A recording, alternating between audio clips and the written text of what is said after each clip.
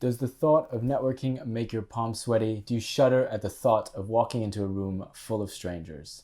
In this video, I'm going to show you how you can grow your network even if you're introverted or shy, all without attending conferences or going to networking events. Stick around. Before we get started, be sure to subscribe to our channel for more insights on how to grow your career and hit that bell to be notified when we publish a new video every Tuesday. The tips I'm going to share with you today are the same tips I used to grow my network and multiply it by more than 6 times, and ultimately led to the amazing dream jobs and collaborations and clients that I have today. I did all of this without attending networking events and conferences, and I'm going to show you how you can do the same. For all you introverts out there or anyone who feels shy around strangers, the thought of going networking and going into a room or even a conference full of people that you don't know is exhausting. I never enjoyed the thought of going into a conference or a network. In fact, early on in my career in a business development role, I would shudder at the thought of going to a networking event. I would be dreading it all the way up to the event that evening. I'd even circle the block maybe 4 or 5 times trying to come up with a valid excuse for not going in. Once in a while, I wouldn't go in and I would just head home. But most of the time I'd force myself to go in. But really nothing of value ever really came out of those networking events, because you're going to events where other people are just handing out business cards, trying to meet as many people as possible. And it makes it really difficult for someone like me to connect with people, because I like to interact with people on a one-to-one level. And that's very much the same for a lot of introverts.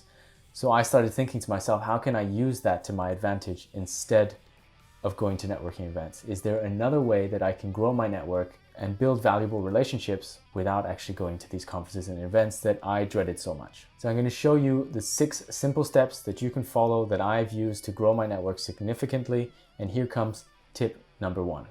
Tip number 1 is you don't actually have to go to a conference or an event to build valuable connections. There are a variety of different ways that people connect with each other today. Email, social media. There are different ways that you can reach out to people other than being at a networking event. The first step in this 6-step process is to make a list of the people that you ultimately want to connect with. These can be people that you admire in your industry, people that you have connected with or admired from afar, whether it's through their content, research, report, or work, or generally a company that you admire. For the time being, you don't need to worry about how you're going to reach out to them or how you're going to get a response from them. The important thing now is just to make a list.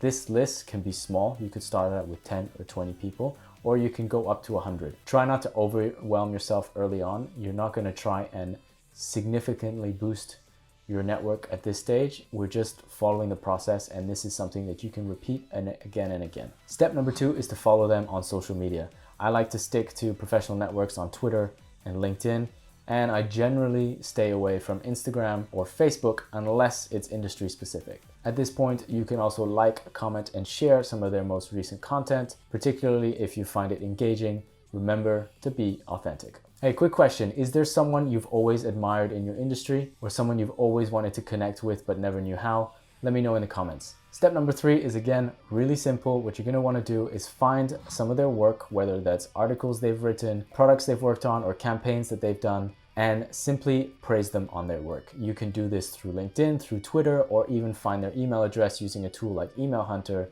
and drop them a quick message. You're not asking for anything at this point. You're just simply praising their work. Again, remember, be authentic, be genuine, try to provide something more than just, hey, great work. Go a little bit deeper, show that you've really read their stuff and that you really value what it is that they've created, and they will love you for it. People love to hear about positive responses to their work. It makes them feel like they're on the right path and what they're doing is meaningful not only to them, but to the people that they're sharing the content for. Step number 4 is to do more of the same. Keep looking for ways to add value to them, whether it's sharing an industry report that you found really insightful with them, or connecting them with somebody that you think would be of value to them, whether that's a potential client, a business partner, or generally someone you've met in the industry that you think would get a lot of value from connecting with them. Step number 5 is where you make your first ask of them.